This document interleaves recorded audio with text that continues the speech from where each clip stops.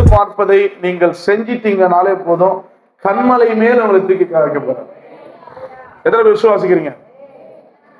ஆண்டவர்கிட்ட நீங்க முதல்ல ஒரு விஷயத்தை கேளுங்க. என்ன கேட்க போறீங்கன்னா, ஆண்டவரே, நான் ஏசப்பா பிள்ளையா இருக்கிறேன்னு என்னை வச்சு நீங்க என்ன செய்ய போறீங்க? என்னை வச்சு நீங்க என்கிட்ட என்ன எதிர்பார்க்கிறீங்க? என்கிட்ட ஏதோ ஒண்ணு நீங்க என்ன பண்றீங்க, எதிர்பார்க்கிறீங்க. அது என்னன்னு என்கிட்ட சொல்லுங்க, அதை நான் கொடுக்க வாஞ்சியா இருக்கிறேன்.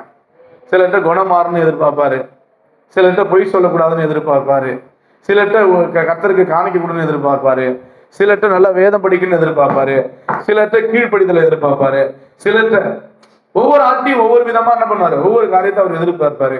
நீங்க என்னைக்காவது கேட்டீங்களா, ஆண்டவரே நான் உங்ககிட்ட எங்கிட்ட நீங்க என்னத்தை எதிர்பார்க்கறீங்க? சபைக்கு வரீங்க, உட்காரீங்க, போயிட்டீங்க, என்ன எதிர்பார்க்கறீங்க? என்ன எதிர்பார்க்கறீங்க? நம்ம சரியா இல்லாம சபைக்கு வந்துட்டு போயிட்டா நமக்கு ஆசீர்வாதம் கிடைச்சிருமா? ஆரோக்கியம் கிடைச்சிருமா? பணம் கிடைச்சிருமா? புகழ் கிடைச்சிருமா? உலகத்துல கிடைச்சிருமா? அம்மா சொன்ன மாதிரி என்ன 2 லட்சம் வேணுமா கேளுங்க, 3 லட்சம் வேணுமா கேளுங்கன்னா கிடைச்சிருமா? இதெல்லாம் யார் சொல்லுவா அப்படின்னா உலகத்தான் தான் சொல்லுவான். டன் டன் டன் டன் கட கட கட கட கட, நல்ல காலம் இருக்குது, நல்ல காலம் இருக்குது, நல்ல காலம் இருக்குது. இங்க ஜக்கம்மா சொல்றா, எதை கேட்டாலும் உனக்கு தர ரெடியா இருக்கிறா. ஜக்கம்மா சொல்றா, எதை கேட்டாலும் ரெடியா இருக்கிறான்னு சொல்லி நம்ம என்ன பண்றோம்? ஜக்கம்மா காரியத்தை என்ன பண்ண முடியாது, ஓட்ட முடியாது. உண்மை உள்ளவன் பரிபூர்ண ஆசீர்வாதங்களை பெறுவான். உண்மை உள்ள மனுஷன் பரிபூர்ண ஆசீர்வாதங்களை பெறுவான். உண்மை உள்ளவன் கொஞ்சத்தில் உண்மை உள்ளவனு நான் அநேகத்தில் அதிகாரியாய் வைப்பேன். அப்ப நமக்குள்ள எதை செயல்படுத்த போறாரு, நாம எப்படி வாழ போறோம்ங்கிறது தான் ரொம்ப ரொம்ப முக்கியமான ஒரு காரியம். அல்லேலூயா. நம்ம அதுதான் பேச போகிறோம். இந்த வருஷம் முழுவதும் இப்ப மார்ச் மாசத்துல நம்ம நிக்கிறோம். இந்த மார்ச் மாசத்துல வரைக்கும், மார்ச் மாசம் வரைக்கும் நம்ம என்ன பண்றோம், ஆண்டவர்கிட்ட பேசிக்கிட்டு இருக்கிறோம். இந்த மார்ச் மாதத்துல ஒவ்வொரு நாளும் கர்த்தர் சொல்ற ஒரே ஒரு விஷயம் என்னன்னு கேட்டீங்க அப்படின்னா, கர்த்தர் சொல்ற ஒரே ஒரு விஷயம் என்ன கேட்டீங்கன்னா, நம்ம கிட்ட ஏதோ ஒரு சேஞ்சஸ் என்ன பண்றாரு, எதிர்பார்த்துக்கிட்டே இருக்கிறாரு. அல்லேலூயா. ஒரு சேஞ்சஸ் என்ன பண்றாரு, கர்த்தர் எதிர்பார்க்கிறார். அதுதான் ரொம்ப முக்கியம். அந்த சேஞ்சஸ் நம்ம கடவுள்கிட்ட கொடுத்துட்டோம் அப்படின்னா நமக்கு பூரண ஆசீர்வாதங்களை கர்த்தர் கொடுத்துருவாரு. விசுவாசிக்கிறீங்களா? விசுவாசிக்கிறீங்களா? அதனால நம்ம என்ன பண்ண போறோம், இன்னைக்கு நம்ம ஒரு சின்ன ஒரு தேவ திட்டத்தோடு கூட போகிறோம். முன்னாடி இருக்கிறவங்களுக்கு பின்னாடி இருக்கிற வரைக்கும் நீங்க ஆவியில மாற்றத்தை அடைஞ்சால் மட்டுமே தேவன் உங்களை ஆசீர்வதிக்க முடியும். தயவு செய்து நீங்க சும்மா உட்கார்ந்துட்டு போறதுனால ஒரு பிரயோஜனமும் இல்லை என்பதை நீங்கள் மனதில் வைத்துக் கொள்ளுங்கள். எப்பவுமே கர்த்தர்ட்ட மாய்மாலம் இல்லவே இல்லை. கர்த்தர்ட்ட மாய்மாலம் இல்லவே இல்லை. அதுக்கு பின் வந்த சந்ததி அப்போஸ்தலர்ட்ட மாய்மாலம் இல்லவே இல்லை. ஆனா பைபிள்ல நிறைய மாய்மாலம் பண்றவர்களை கடவுள் என்ன பண்றாரு, கண்டறிந்தார். அல்லேலூயா. அதனாலதான் நம்ம இங்க மாய்மாலம் இருக்கவே இருக்காது. கறந்த பாலை உங்களுக்கு கொடுக்கிறேன். இந்த சத்தியமானவைகளை நான் கொடுக்கும் பொழுது சத்தியம் தான் உங்களை விடுதலை ஆக்கணும்னு நினைச்சுதான் இந்த சத்தியத்தை பேசிக்கிறேன். நீங்க என்னதான் செஞ்சாலும் இந்த பூமியில நல்லா வாழணுங்கிற எண்ணம் உங்களுக்கு இருக்கும் அப்படின்னா, நல்லா இருக்குன்ற நோக்கம் உங்களுக்கு இருக்குன்னா, நீங்க உண்மையாய் நீங்க வாழ்ந்தால் மட்டும்தான் தேவ ஆசீர்வாதத்தை உங்களால என்ன பண்ண முடியும், பெற்றுக்கொள்ள முடியும். அல்லேலூயா. விசுவாசிக்கிறீங்களா? விசுவாசிக்கிறீங்களா? போன வாரம் நம்ம ஆண்டுடைய வசனத்தை பேசணும். போன வாரம், அதுக்கு முந்தின வாரம் திருவிருந்துல இருந்து போன வாரம், இந்த வாரம் 3ஆம் வாரம் திருவிருந்துக்கு ஆண்டவர் உங்களோடு கூட ஒரு வசனத்தை பேசினார், ஒரு காரியத்தை பற்றி பேசினார். என்ன பேசினார்? பின்னாடி உங்களுக்கு தெரியுமா? அல்லேலூயா. ஆவியின் கனிகள். இந்த ஆவியின் கனிகளை குறித்து உங்களோடு கூட என்ன பண்ணாரு, கர்த்தர் பேசினார். முதல் வாரம் ஆவியின் கனிகள். ஆவியின் கனி தான் நமக்கு ரொம்ப முக்கியமானவைகள். அது என்னென்ன அப்படின்னு சொல்லிட்டு அந்த 9 கனியோட கூட சில சாரம்சத்தையும், அப்ப கனி கொடுக்கிறவனை கர்த்தர் என்ன பண்றாரு, சுத்தம் பண்ணுகிறார் என்று சொல்லி கனி கொடுக்க ஆரம்பிச்சிட்டாலே கர்த்தருக்கு வேலை கொடுக்குற மாதிரி நம்ம என்ன பண்றோம், கர்த்தர் நம்மளை உருவாக்குவதற்கு, நம்மளை பண்படுத்தவும், நம்மை மருந்து வைக்கவும், நம்மை சரி பண்ணி நம்மளை உயர்ந்த இடத்துக்கு கொண்டு போறது கர்த்தர் நம்மளை உருவாக்க ஆரம்பிச்சிடுவார். கனி கொடுக்க ஆரம்பிச்சாதான். உங்கள்கிட்ட கனியே இல்லை அப்படின்னா கண்டிப்பா உங்களை பயன்படுத்த அவரால் முடியாது. நீங்க மரமா இருக்கலாம், இலைகள் நிறைந்து இருக்கலாம், கனிகள் இல்லை என்றால் உங்களால என்ன பண்ண முடியாது, ஆண்டவருக்கு நேராய் வாழ, ஆண்டவருக்கு நேராய், ஆண்டவருக்கு பரிசுத்தமாய் உங்களால வாழ முடியாது. அல்லேலூயா. அப்ப நீங்க ஆண்டவர் சமூகத்துல முதல் வாரம் கனி கொடுக்க வேண்டும். இந்த கனி உங்ககிட்ட இருக்கா? நீங்க வீட்டுக்கு போயிட்டீங்க, சபை பிடித்து வீட்டுக்கு போயிருங்க, வீட்டுக்கு போயிட்டு உங்ககிட்ட மாற்றம் இருக்கா? மாற்றமே இல்லை என்பதுதான் கடவுள் உணர்த்துகிறார். இங்க இருக்கும் போது நீங்க சரியா இருக்கீங்க, ஆனா வீட்டுக்கு போன பிறகு உங்கள்ட்ட என்ன இருக்கு, திரும்பவும் பழைய குருடி கதவை திரடி. திரும்பவும் நாம் என்ன பண்றோம், எல்லாரும் சொல்லல, ஒரு சிலருக்குள்ள அந்த அபிஷேகம், அந்த அனாக்டிங் எல்லாம் அந்த அந்த நேரம் மட்டும்தான் இருக்கிறது. வீட்டுக்கு போன உடனே திரும்பவும் என்ன பண்ணிடுறோம், சேற்றுக்குள்ள விழுந்துடுறோம், உலகத்தானா மாறிடுறோம். உலகத்துல இருக்கிற கோபம், உலகத்துல இருக்கிற வஞ்சகம், உலகத்துல இருக்கிற போராட்டம், உலகத்துல இருக்கிற அசுத்தம் எல்லாம் நமக்குள்ள பிறண்டு வருது. அடுத்த ஞாயிற்றுக்கிழமை வந்து ஆண்டவரே இங்க வந்தோடனே குத்தி கிழிக்கிறான் அந்த ஆள் வேற. ஐயோ என்னை பத்தியே பேசுற மாதிரி இருக்கு, ஐயோ இந்த பிரசங்கம் இப்படி இருக்கு, அப்படி இருக்கு, இப்படி இருக்குன்னு நீங்க சொன்னா கூட உங்ககிட்ட சேஞ்சஸ் எதிர்பார்க்க தான் கர்த்தர் என்ன பண்றாரு, சில விஷயங்களை பேசுகிறார். சரிங்களா? குத்தி கிழிக்கிறது எதுக்கு? மாறுறது தானே. வார குத்தி கிழிக்கிறதுனால நீங்க மாறுறது தானே இதை சொல்றேன். இப்ப நான் இன்னும் உங்க மேல பகையாளி மாதிரி நான் உங்களுக்கு என்னது, உங்களை எப்படியாவது இல்லவே இல்லை. அல்லேலூயா. ஆண்டவரை போல அன்பு உள்ள தெய்வம் இந்த உலகத்துல யாருமே இல்லை. சரிங்களா? 2வது வாரம் உங்களோட கூட ஆண்டவர் பேசினார். 2வது வாரம் உங்களோட கூட கர்த்தர் பேசினார். ஆவியின் வரங்களை குறித்து பேசினார். ஆவியின் வரங்கள். அப்ப ஆவியின் வரங்கள்லாம் என்ன அப்படின்னு கேட்டு, ஆவியின் வரங்கள்ல ஒரு வரம் அபிஷேகம் என்பதை ரொம்ப ஆணித்தனமாய் பேசினார். உள்ளான மனிதனை அறிந்து கொள்ளுகிற அறிவு, இந்த மாதிரி நிறைய காரியங்களை கர்த்தர் பேசினார். போன வாரம் ஆவியின் வரங்களை பத்தி பேசினார். கடைசியில வந்து யாருக்கெல்லாம் பரிசுத்த ஆவியான அபிஷேகம் வேணும் அப்படின்னு கேட்கும் போது, நீங்க நிறைய பேர் தன்னை ஒப்பு கொடுத்து பரிசுத்த ஆவிக்காக நீங்க என்ன பண்ணீங்க, உங்களை ஒப்பு கொடுத்து நீங்கள் ஜெபித்தீங்க. அல்லேலூயா. அதை நான் யார் ஜெபித்தீங்கன்னா கேட்கல, ஜெபம் பண்ணீங்க. ஜெபம் பண்ணீங்களா இல்லைங்களா? ஜெபம் பண்ணீங்க. ஆவி வந்துச்சா வரலையான்னு உங்களுக்கு தான் தெரியும். ஆவி வந்துதா வரலையா அப்படின்றது உங்களுக்கு தான் தெரியும். இந்த அனுபவம் உங்களுக்கு இல்லை என்று சொன்னால் நீங்கள் கிறிஸ்துக்குள்ள என்ன பண்ண முடியாது, ஒன்றுமே செய்ய முடியாது. இப்ப இந்த ஆவியானவர் எதற்கு உங்களுக்கு? போன வாரம் ஆவியானவர் பெற்றுக்கொண்டவங்க எத்தனை பேர் இருக்கீங்க? ஆவியானவர் பெற்றுக்கொண்ட ஐயா 1 1 கண்ணே கண்ணு 2 2 இப்படி தூக்குங்க. இப்படிலாம் தூக்கக்கூடாது கையை, இப்படிதான் தூக்கணும் கையை. இப்படி தூக்கணும் ஆஃப். அறதான் ஆவியானவர். இப்படி தூக்குமாமா தூக்குங்க. ஆவியானவர் வந்துட்டாரா இல்லையா? வந்துட்டாரு. அல்லேலூயா. உங்களுக்கு கோவம் வந்துச்சா இல்லையா? வந்திருக்கும். அல்லேலூயா. இப்படி தூக்க பார்ப்போம். என்ன இப்படி பார்த்து இப்படி தூக்க பார்ப்போம். சில நேரத்தில் உங்களுக்கு கோவப்படுத்தும்படி ஆவியானவர் பேசுவார், உங்க மைண்டை செக் பண்றதுக்கு. அல்லேலூயா. நான் கோவமா பேச மாட்டேன், உங்க மைண்டை செக் பண்ண சில வேடுகளை இப்ப பேச ஆரம்பிப்பாரு. பேச ஆரம்பிக்கும் போது மனுஷன் முகத்தை பார்க்கிறான், தேவன் இருதயத்தை பார்க்கிறார். இந்த மெயின் லைன் சர்ச்சுக்கும் பெந்தேகோஸ்தே சபைக்கும் என்ன வித்தியாசம் இருக்குன்னு கேட்டீங்கன்னு வச்சுங்களேன். மெயின் லைன் சர்ச்சில் என்ன பண்ண மாட்டேன்னா ஆவிக்குரிய சத்தியம் இருக்காது அப்படின்னா அங்க என்ன பண்ணுவோம்னா, பிதாங்களை ஆசீர்வதிப்பாராக, மகிமையோடு கடந்து போங்கள் அப்படின்னு சொல்லி ஒரு அரை மணி நேரத்துல 1 மணி நேரத்துல சபையை முடிச்சுட்டு போயிடுவாங்க.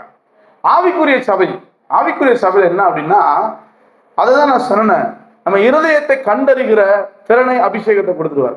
யார்கிட்ட என்னென்ன இருக்கு, என்னென்ன ஃபீலிங்ஸ் வருது, அந்த ஃபீலிங்ஸை கர்த்தர் கண்டுபிடிச்சிருவாரு. அப்ப ஆவியானவர் பேசும்போது உங்களுக்கு என்ன வரும்னா கோபம் வரும். யாருக்கு கோபம் வந்தது, யாருக்கு அது எனர்ஜியா மாறினதுன்னு தான் நம்ம என்ன பண்ண போறோம் இன்னைக்கு, அதெல்லாம் பேச போறோம். சரிங்களா? அப்ப எப்ப நம்ம கையை தூக்குனாலும் இப்படி தூக்குறதுக்கும் இப்படி தூக்குறதுக்கும் நிறைய. அப்ப இப்படி தூக்கணும். இப்ப சொல்லுங்க, அபிஷேகம் பெற்றுக்கிட்ட சொல்லுங்க. இப்படி அபிஷேகம் இப்படி தூக்கணும். 1 2 3 4 5 6 7 8 பேருக்குள்ள அபிஷேகம் வந்துருக்கு. அல்லேலூயா. பாக்கி அப்ப நீங்களாம் அந்த கடம கத்திக்கிட்டு அழுதுகிட்டு புலம்பிட்டு இதெல்லாம் உங்களுக்கே தெரியல, இது ஆவிதானா இல்ல இது பேயா இல்ல இது என்னது? அப்ப வந்து அவர் என்ன சொல்லிட்டாரு, சில ஊழியர்கள் அதை பார்த்து இம்ப்ரெஸ் ஆகுறாங்க. அப்ப ஆவியானவர் நமக்குள்ள இருக்கிறதை எப்படி அறிஞ்சு கொள்ள முடியும்? ஆவியானவர் உங்களுக்குள்ள இருக்கிறாரா இல்லையா? அவர் இருந்தா என்ன நடக்கும், இல்லைன்னா என்ன நடக்கும்ன்றது தெரியாம நீங்க என்ன பண்ண முடியாது, உலகத்துல ஜீவிக்க முடியவே முடியாது. சும்மா சோத்திரம் சொல்லிட்டு போகலாம், அல்லேலூயா, சும்மா அல்லேலூயா சொல்லிட்டு போலாம். ஆவியானவர் உங்களுக்குள்ள இருந்தாதான் மிகப்பெரிய வல்லமையான காரியங்களை நீங்க பார்க்க முடியும். சரிங்களா? இல்ல நீங்க கோச்சிக்கிட்டாலும் சரி, நீங்க எது சொன்னாலும் சரி, எது போனாலும் சரி, வெட்டு 1 துண்டு 2 இயேசுவின் நாமத்தினால இது ஊழிய கர்த்தருடையது. அல்லேலூயா. எனக்கு இந்த இடத்த விட்டு வெளியே வந்தோன்னா நீங்க எனக்கு அம்மாவா இருங்க, அண்ணனா இருங்க, தம்பியா இருங்க, யாரா வேணாலும் இருங்க. இந்த இடத்துல வந்து நின்று ஆண்டவர் மட்டும்தான் நிற்கிறாரு. நீங்க பார்க்கறது பரிசுத்த ஆவியானவர் மட்டும்தான் பார்க்க வேண்டும். அல்லேலூயா. அப்ப ரொம்ப கடினமான உபதேசங்கள் தான் மனிதனை சீர்படுத்தணும். அல்லேலூயா. கர்த்தருடைய சிச்சையை அற்பமாக எண்ணாதே, கர்த்தருடைய சிச்சையை அற்பமாக எண்ணாதே. அவர் யாரை சிச்சிக்கிறாரோ அவர்கள் மேல் அதிக அன்பு வைத்திருக்கிறார். யாரை கர்த்தர் கடிந்து கொண்டு பேசுகிறாரோ, யார் மேல கோபப்படுகிறாரோ, யார் அவர் என்ன பண்ற நொறுக்கப்படுறதுக்கு ஒப்பு கொடுக்கிறாரோ அவர்கள் மேலே கர்த்தர் அன்பு வைத்திருக்கிறார். இஸ்ரவேல் ஜனங்களை கர்த்தர் சில காரியங்களை ஒப்பு கொடுத்தானா இஸ்ரவேல் ஜனங்களுக்கு மேல அன்பு வைத்திருந்தார். அல்லேலூயா. நீங்க பரிசுத்தவான்கள் யாரெல்லாம் ஆண்டவர் கூட இருந்தாங்களோ அவங்களுக்கெல்லாம் பல பாடுகளும் துன்பங்களும் வந்துச்சு. அதுக்கு காரணம் என்னன்னு கேட்டீங்கன்னா அவர்கள் மேல அவர் வைத்த அன்பு. அல்லேலூயா. அப்ப எனக்கு கடினமான வேடுகள் தான் வேணும் ஆண்டவரே, நான் சரிப்படுத்த வேண்டும், நான் பூமியில பிரகாசித்து வாழ வேண்டும், மகிமையாய் வாழ வேண்டும் என்பதுதான் என்னோட நோக்கம். சபை முடிந்த பிறகு சட்டை கயிற்று மாதிரி கயிற்றாதபடி வேத வசனத்தை உங்கள் இதயமாகிய பலகையிலே எழுதுங்கள். அல்லேலூயா. அல்லேலூயா. அப்ப நம்ம அதுதான் பார்க்க போறோம், அதுதான் நம்ம ஆண்டவர் சமூகத்துல பேச போகிறோம். அல்லேலூயா. இன்று அநேக எனக்கு பரிசுத்த ஆவி வரத்தை பெற்றேன் என்பதற்கான அடையாளமே தெரியாம இருக்கிறாங்க. ஆனா பைபிள்ல ரொம்ப தெளிவா நமக்கு சொல்லப்பட்டிருக்கு, முதல் கிறிஸ்தவர்களுக்கு கர்த்தர் கொடுத்ததே பரிசுத்த ஆவியானவர் தான். முதல் சபைக்கு ஆதி சபை ஆரம்பிக்கப்படுகிறது. அதுக்கு முன்னாடி இருந்த சபை சாலமோன் கட்டின சபை அல்ல. முதல் சபையை கர்த்தர் ஆரம்பிக்கிறார். இயேசு கிறிஸ்து மரித்த 50வது நாள் கர்த்தர் ஒரு சபையை நிறுவ சொல்லுகிறார். அந்த சபை சீஷர்களால் நிறுவப்பட்டது. 120 பேர் மேல் வீட்டார்கள் இருக்கிறாங்க. ஒரு சபையை நிறுவனம்னா, ஒரு சபையில வேதவசனம் விருத்தி அடைய வேண்டுமானால், ஒரு சபையில சீஷர்கள் தொகை பெருக வேண்டுமானால், ஒரு சபையில குற்றுண்டவர்களாய் ரட்சிக்கப்பட வேண்டுமானால், குற்றப்பட்டவர்களாய் மனம் திரும்ப வேண்டுமானால், அந்த சபையில எது வரணுங்கிறாருன்னா ஆவியானவர் வரணுங்கிறார். இப்ப உங்களுக்குள்ள ஒரு மாற்றம் வரணும், சத்தியம் வரணும், ஆவியில பலப்படணும், வல்லமை வரணும், அபிஷேகம் வரணும், அந்நிய பாஷை வரணும், ஆவியின் வரங்கள் அத்தனை உங்களுக்குள்ள செயல்பட வேண்டுமானா உங்களுக்குள்ள எது வரணும்? பரிசுத்த ஆவியானவரின் வல்லமை வரணும். இந்த பரிசுத்த ஆவியின் வல்லமை வந்தாதான் நீங்க உலகத்தை ஜெயிக்க முடியும். அதனாலதான் கர்த்தர் சொன்னாரு, உலகத்தில் உபத்திரங்கள் உண்டு, ஆனாலும் திடன் கொள்ளுங்கள், நான் உலகத்தை ஜெயித்தேன் என்று சொல்றேன். கர்த்தருடைய பிள்ளைகள் எவ்வளவு போராட்டத்தையும் தூசியா தட்டி விட்டு போயிட்டே இருப்பான். கர்த்தருடைய பிள்ளைகள் எவ்வளவு போராட்டத்தையும், வெளிலேருந்து வர பிரசங்கம் பண்ணவர்களை 2 பேரும் அடிச்சுட்டான், என்ன அடிச்சுட்டு அழுதுகிட்டே வந்து கண்ணை தொடச்சிட்டு வந்து இந்த இடத்துல என்னன்னா வல்லமையா பேசுவான். ஏன் அப்படின்னு கேட்டீங்க அப்படின்னா, இதெல்லாம் எனக்கு பெருசு இல்லை ஆண்டவரே, உம்மை குறித்து உமக்காக வாழ்வதுதான் எனக்கு பெருசு. சில நினைப்பா அவன் சவிங்கி போனவன்பா, அவன் எவ்வளவு திட்டினாலும் அப்படிதான் இருப்பான் பிறகு. இல்ல இல்ல இல்ல, நீ நினைக்கிற நினைப்பெல்லாம் உன்னை வீணாக்கி கொண்டே இருக்கிறது. கிறிஸ்துவுக்குள்ள நான் வளர்ந்துகிட்டே இருக்கிறேன். உன் பேச்சு உன்னை உயர்ந்த இடத்துல வச்சிருச்சு நினைச்சுக்கிட்டு இருக்க, உன் பலன் உன்னை உயர்ந்த இடத்துல வச்சிருச்சுன்னு நினைக்கிற, பணம் எதுவுமே உன்னை வைக்காது, கர்த்தர் மட்டும்தான் வைப்பாரு. உயர்ந்த இடத்துல உன்னை கொண்டு போகிறது பரிசுத்த ஆவியானவர் தான். இந்த பரிசுத்த ஆவியானவர் இருக்கு என்று சொல்லி சிலர் என்ன பண்றாங்க, சிலருக்கு தூக்கம் கூட வரும், பொல்லாத ஆவிகளை இப்ப விரட்ட போறோம். அல்லேலூயா. சிலருக்கு அதாவது சொல்லுவாரு, எங்கள் ஐக்கியம் பிதாவோடும் அவருடைய குமாரனாக இயேசுவோடும் இருக்கிறதுன்னு சொல்லி எழுதுவாங்க. சொல்றாரு, சில நான் தேவன் இயேசு ஒளியா இருக்கிறார், அவரில் கொஞ்சம் கூட என்ன இல்லையா, இருள் இல்லையா. நல்ல கவனமா, இருள் இல்லையா. யோவான் சுவிசேஷம், இது இல்ல பிரசங்கம், யோவான் சுவிசேஷம்ல 1 யோவான் 1ஆம் அதிகாரம் வாசிக்க பார்ப்போம். 1 யோவான் கடைசியில் இருக்கும். 1 யோவான் கண்டுபிடிச்சு எடுத்துருங்க பார்ப்போம். அல்லேலூயா. 1ஆம் அதிகாரம் 3வது வசனம், எங்களோடு ஐக்கியம் உள்ளவர் ஆகும்படி நாங்கள் கண்டும் கேட்டும் இருக்கிறதை அறிவிக்கிறோம். எங்களுடைய ஐக்கியம் பிதாவோடும் அவருடைய குமாரனாக இயேசு கிறிஸ்துவோடும் இருக்கிறது. உங்கள் சந்தோஷம் நிறைவாகும்படிக்கு இந்த ஐக்கியத்தை வச்சுக்கோங்க. எந்த ஐக்கியத்தை? உங்க ஐக்கியத்தை யாரோட வச்சுக்கோங்க? பிதாவோடும் அவர் குமாரனாக இயேசுவோடு வச்சுக்கோங்க. ஏன் வைக்கணும் அப்படின்னா, வாசிங்க, தேவன் என்னவா இருக்கிறாரா? இருட்டா இல்ல, தேவன் என்னவா இருக்கிறாரு? கவனிங்க, ஒளியா இருக்கிறாரு. அவர்கிட்ட எவ்வளவு ஒரு துளி கூட என்ன இல்ல, இருள் இல்லை. இது நாங்கள் அவரிடத்தில் கேட்டு உங்களுக்கு அறிவிக்கிறோம். நல்ல கவனமா புரிஞ்சு கொள்ளுங்க. நாம் அவரோடு ஐக்கியப்பட்டவர் என்று சொல்லியும் இருளிலே நடக்கிறவளா இருந்தால், நாம யாரோட ஐக்கியப்பட்டிருக்கிறோம்? பரிசுத்த ஆவியானவரோடு ஐக்கியப்பட்டிருக்கிறோம். ஞாயிற்றுக்கிழமை பார்த்தா ஸ்தோத்திரங்கிறது அல்லேலூயாங்கிறது எல்லாம் சொல்லிட்டு போயிட்டு நீங்க இருளிலே நடந்தால், எதுல நடக்கிறீங்க? நல்லா புரிஞ்சுக்கங்க. நீங்க யாரோட ஐக்கியமா இருக்கீங்கன்னு சொல்றீங்க? உங்களுக்கு எனக்கும் பேர் என்ன? கிறிஸ்தவர்கள். சர்ச்சைக்கு போறாங்க, ஆண்டவர் பிள்ளை அப்படின்னு நம்மளை பார்த்து நிறைய பேர் சொல்றாங்க அப்படின்னு நீங்க கேட்டீங்க அப்படின்னா நீங்க யாரோட கூட நடக்கிறீங்க? ஒளியில நடக்கிறீங்க. ஆனா அப்படிலாம் சொல்லிவிட்டு பாசிங்க, இருளே நடக்கிறவளா இருந்தால் சத்தியத்தின்படி நடவாமல் பொய் சொல்றவங்களா இருக்கும். எதன்படி நடக்க மாட்டோம் ஐயா? எதன்படி நடக்க மாட்டோம்? சத்தியத்தின்படி நடக்க மாட்டோம். ஏன் நடக்க மாட்டோம்? வெளிச்சத்துல இருக்குன்னு தான் சொல்லுவோம். ஆனா நம்ம கிட்ட என்ன இருக்கு? இருள் இருக்கு, பொய் இருக்கு, எல்லாம் இருக்கு. இப்படி இருந்தா என்ன பண்ண முடியாது? நம்ம பாவங்கள் கழுவப்படாது, சத்தியத்தின்படி வாழ முடியாது, உண்மையை கற்றுக்கொள்ள முடியாது, உங்களுக்கு தெளிவு வராது, இந்த உலகத்தை ஜெயிக்கிற தன்மை உங்களுக்கு வராது.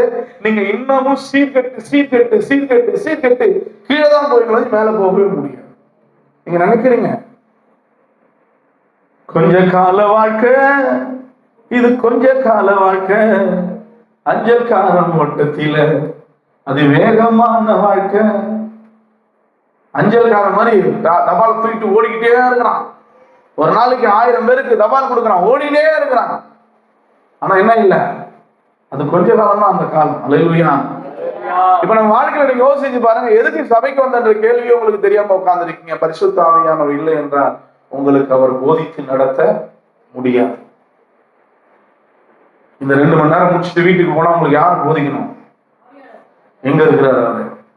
8 பேர் தான் கை தூக்குனீங்க. பாக்கி இருக்கிற எல்லா பேருக்கும் எங்க இருக்கிறார் ஆவியானவர்? பொய்ய பேசிட்டு இருக்கீங்க. பண்ணிக்கணும். நான் கொஞ்சம் வலிக்கும் தான் சொல்லி இருக்கிறேன். நீங்கள் நான் என்ன பேசியிருக்கோம்? பொய்ய பேசிக்கிட்டு ஆண்டவருக்குள்ள நினைக்கிறோம். ஆனா இங்க இருக்கிற ஆவியானவர் இருக்கிறாரா, அங்க போன ஆவியானவர் இருக்க மாட்டாரா? சடேன்னு மாறுது. ஏங்க நீங்க வீணா போறதுக்கு காரணம் யார் தெரியும்? யாருன்னு உங்களுக்கு தெரியுதா? முதல்ல நீங்க நினைச்சிட்டீங்க உங்களுக்கு நீங்க சர்டிபிகேட் கொடுத்துக்கிறீங்க, நான் அப்படிதான், நான் சரியா தான் வாழ்றேன், என்ன வரலாம் அப்படிலாம் சொல்லாதீங்க. சொல்லவே கூடாது. சொல்லுங்க, அப்படிலாம் சொல்லுங்க.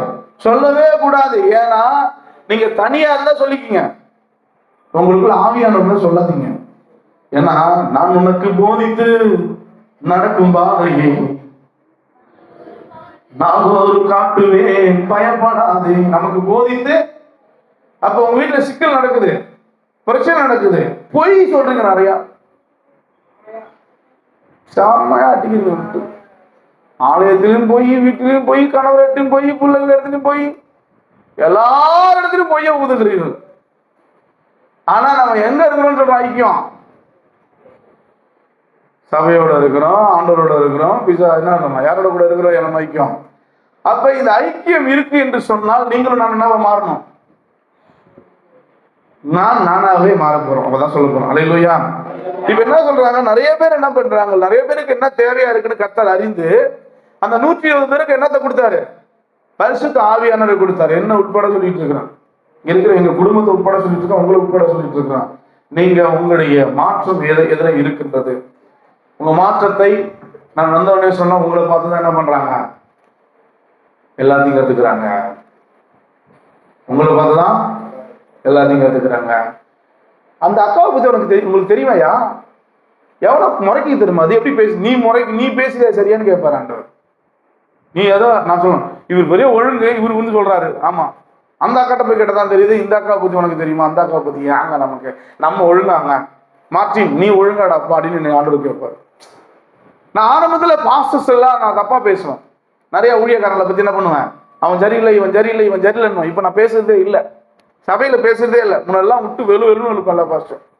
இப்ப நான் பேசுறதே இல்லை. ஏன் தெரியுங்களா? எனக்கு அது தேவையில்லாத ஒன்று. எனக்கு தேவையான ஒன்றை ஒன்று கர்த்தரை குறித்து பேசுவது, கர்த்தரோடு வாழ்வது. விசுவாசியா இருக்கிற நீங்களும் யாரோட வாழ போறீங்க? அதுக்குதான் பரிசுத்த ஆவியானவர் உங்களுக்கு தேவைங்கிறார். பரிசுத்த ஆவியானவர் எதுக்கு தேவை? இப்ப இந்த கீழச்சாவில் மஞ்சள் விளையாட்டா, எல்லா ஊர்லயும் மஞ்சள் விளையாட்டுல நடந்துச்சா? அங்க எல்லாம் மஞ்சள் எடுத்து ஊத்திப்பாங்கல்ல. அப்ப பாத்தீங்கன்னா அந்த கோயில்ல சாயங்காலம் அந்த விக்கிரகத்தை இறக்க போவாங்க. பாத்தீங்கன்னா டங்கு அங்க பாவிதான் ஆடும். பாத்துறீங்களா? விபச்சாரம் பண்ண ஒரு பெண் ஆடும். டண்டா என்னடா இதுக்கு எப்படி சாமி வந்துச்சு? உங்க ஊர்ல நீங்க போய் பாருங்க, போயிட்டு அங்க போனா எட்டு பாருங்க, அங்க சாமி ஆடுறது யாரா இருக்கும்? கேவலமா திட்டுறது, வட்டிக்கு பணம் விடுறது, பொறாம பொச்சரிப்பு இருக்கிறது, அடுத்த வாழக்கூடாது மண்ணை வாரி விடுறது தான் சாமி வந்திருக்காங்க. சாமி எங்க வந்துருச்சு? இப்ப அந்த சாமி எங்க வந்துச்சு நமக்கு பிரச்சனை இல்லை. எங்க சாமி இயேசு சாமி யாருக்கு வருவாருன்னா பரிசுத்தமான இடத்துக்கு தான் வருவார். மற்ற சாமிகள் எங்க வேணாலும் வந்து கிடக்கும், அசுத்தத்திலே வாழும், அசுத்தத்திலே கிடக்கும், அசுத்தத்திலே இருக்கும், அது எனக்கு தேவையில்லை. ஆனா ஏன் கடவுள் இயேசு நான் பரிசுத்தமான எனக்குள்ள வருவார். அவர் தங்கக்கூடிய இடம் ரொம்ப இம்பார்ட், ரொம்ப முக்கியத்தை பார்க்கிறார். அதனால அவர்கிட்ட என்ன பண்ண முடியாது, சாமி ஆட முடியாது. வேற எல்லா இடத்துலையும் சாமி ஆடலாம், இங்க சாமி ஆட முடியாது. என்ன ஆட முடியும்? கடவுளை பெற்றுக்கொள்ள முடியும். அப்ப இன்னைக்கு ஆண்டவர் பொதுவாகவே கர்த்தர் நமக்கு சொல்லிக் கொடுக்கிறது என்னன்னா, உங்களுக்கு எனக்கு கர்த்தர் என்ன பண்ணா போதிக்க ஆரம்பிக்கிறார். எங்க ஆரம்பிக்கிறாரு? ஆவியானவர் எதுக்கு உங்களுக்கு? எதுக்கு ஆவியானவருங்க? ஒரு பாஸ் இந்த பக்கம் இப்படி காட்டுறாரு, தொப்பு தொப்பு விழுவுறாங்க, இந்த பக்கம் கை காட்டுறாரு, தொப்பு தொப்பு விழுவுறாரு, தூணு விழுறாரு, விழுவுறாங்க. ஏன்னா மேஜிக் நிறைய நடக்குது. இப்பெல்லாம் நான் கேட்கிற கேள்வி, ஆண்டவர் ஏசப்பா இதெல்லாம் எதுக்கு ஆண்டவர்னு கேட்டா அது அபிஷேகமா. அதுக்கு பேர் என்ன? இந்த அபிஷேகம் எதுக்குப்பா? அடுத்த வாரமும் இப்படிதான் ஊறுறாங்க, அதுக்கு அடுத்த வாரமும் அப்படிதான் ஊறுறாங்க, 5 வருஷம் கழிச்சு அவரை கூப்பிட்டாலும் அப்படிதான் ஊறுறாங்க.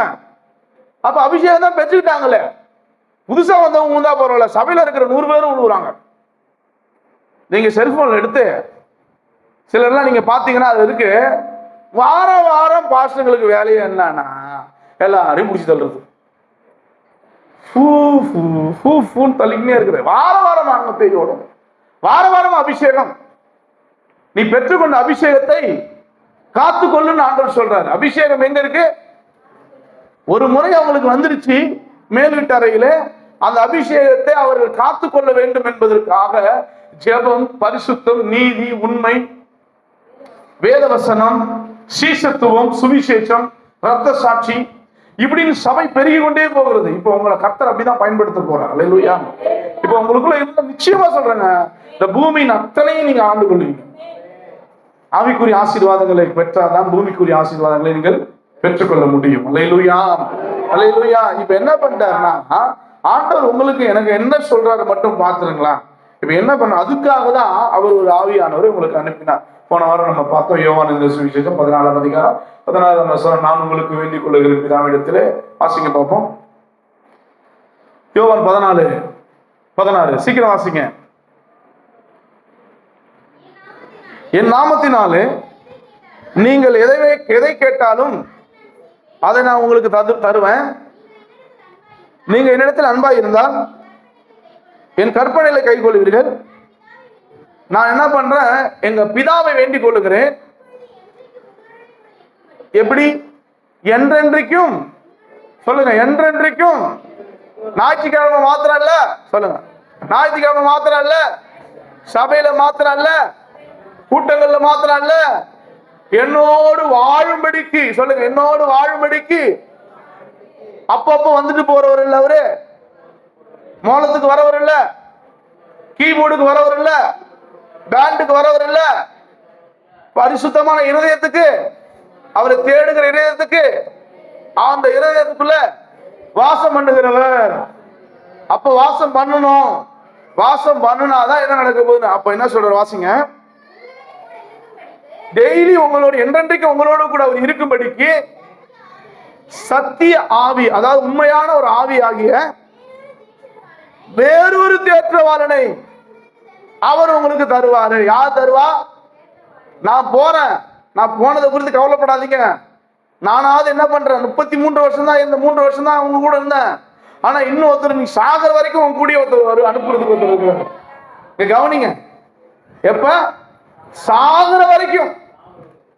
இந்த பூமியில உன் உயிர் போற வரைக்கும் உன்னோட ஒருத்தர் டிராவல் பண்ண போகிறார்.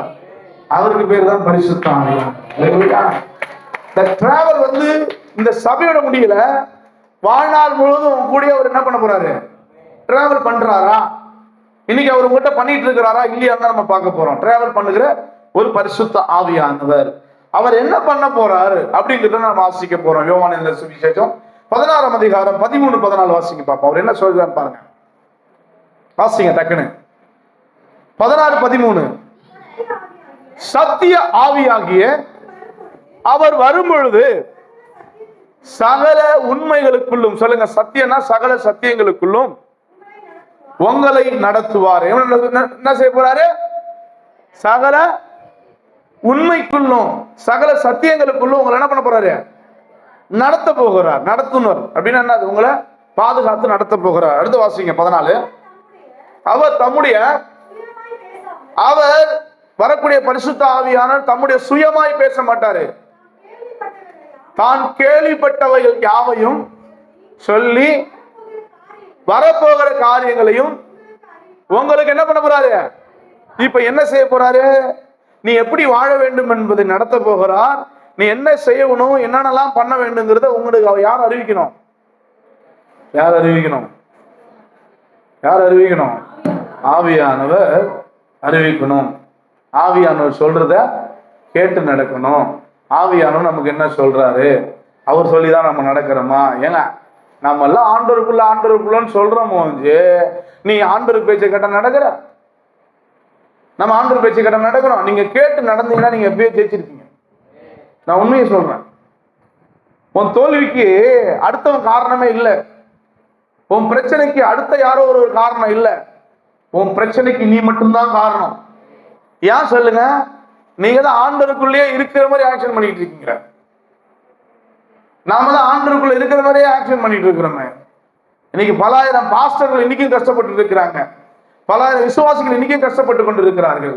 ஏன் நீங்க கேட்டீங்கன்னா, நம்ம தான் நமக்கு காரணமாகிட்டு இருக்கிறோம். என்ன காரணம் அப்படின்னா, நம்ம ஆண்டவரோடு இணைக்கப்பட வேண்டும் என்பதை தேவன் விரும்புகிறார்.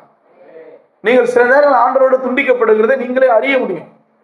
சர்ச்சைக்கு வரலாம், ஜெபம் பண்ணலாம், வேதம் வாசிக்கலாம், நல்ல பாட்டு பாடலாம். ஆனா உடன்படிக்கை அந்த என்னது கொடி அறுக்கப்பட்டோம்.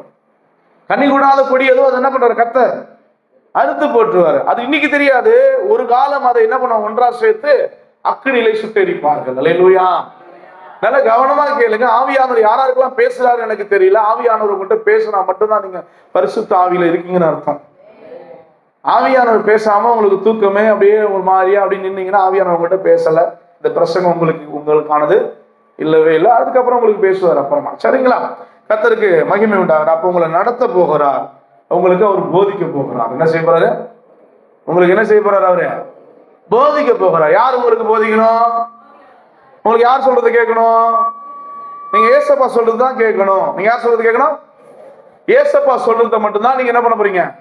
கேட்கணும். அதுதான் நீங்க வெளிச்சத்தில் பிள்ளைகள். நீங்க யார் சொல்றது கேட்கறீங்க? உங்களை நீங்களே என்ன பண்ண போறீங்க? உங்களுக்குள்ள ஆவியானவர் இருக்கிறாருனாக்க கர்த்தர் பேசுவார். நான் சொல்றேன், திரும்ப திரும்ப பொய் சொல்லாதீங்க. பொய் நாவை கர்த்தர் அருவருக்கிறார். கர்த்தருக்கு என்ன நம்ம பிடிக்கும்? உண்மையை சொல்லிட்டா பிடிச்சிடும். உண்மையை மறைச்சு பொய் சொன்னா நம்ம மாட்டிக்காம இருந்தோம் இல்லை. அவருக்கு உண்மையை சொன்னா மட்டும்தான் பிடிக்கும். உண்மை உள்ளவர் அவர். நீ ஒரு பாவமே பண்ணிட்டா கூட அந்த பாவத்தை போயிட்டு, ஆண்டவரே நான் பாவம் பண்ணிட்டேன் மன்னிச்சிருங்கன்னு கேட்டா மன்னிச்சிடுவாரு.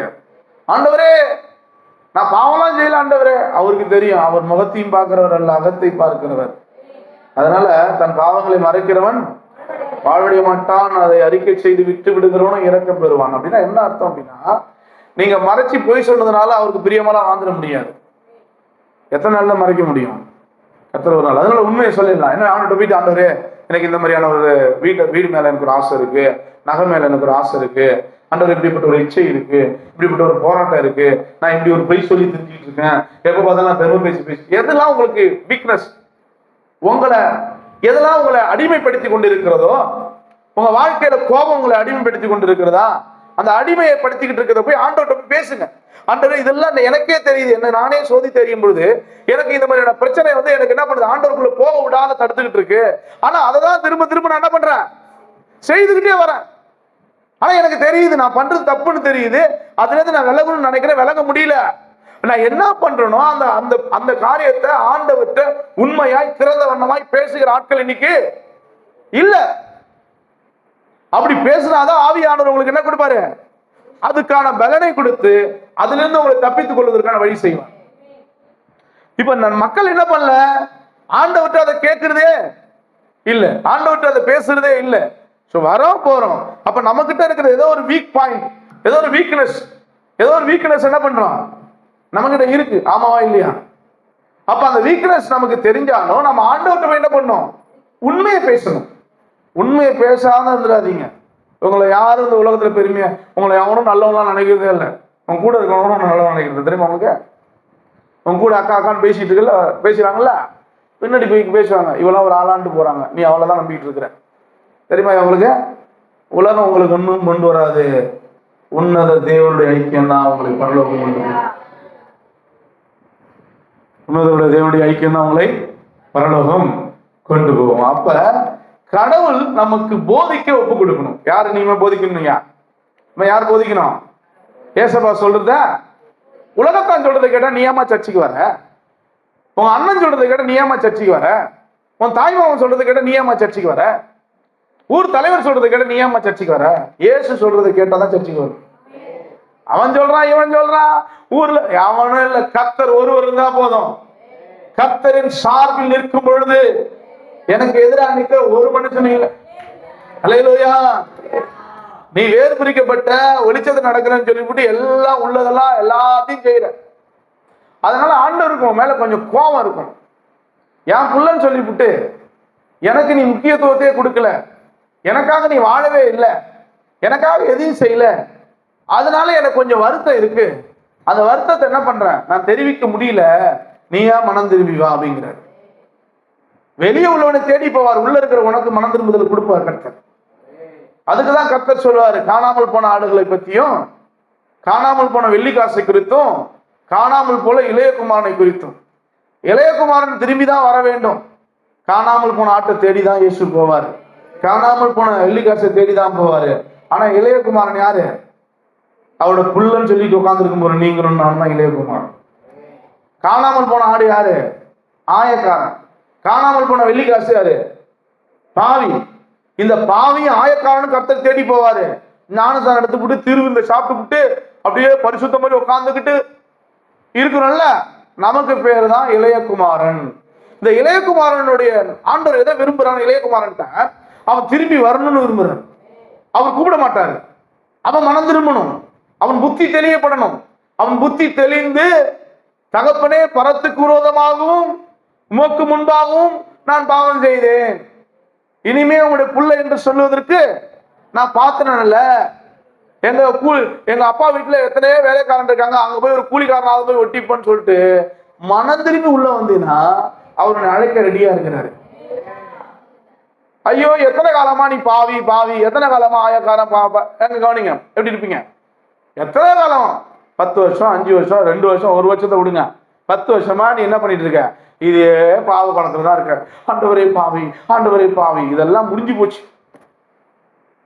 பாவத்தை மன்னிப்பார், சாபத்தை நீக்குவார், மனம் திரும்புது, இதெல்லாம் முடிஞ்சு போச்சு. இதெல்லாம் என்ன பண்ணிச்சு?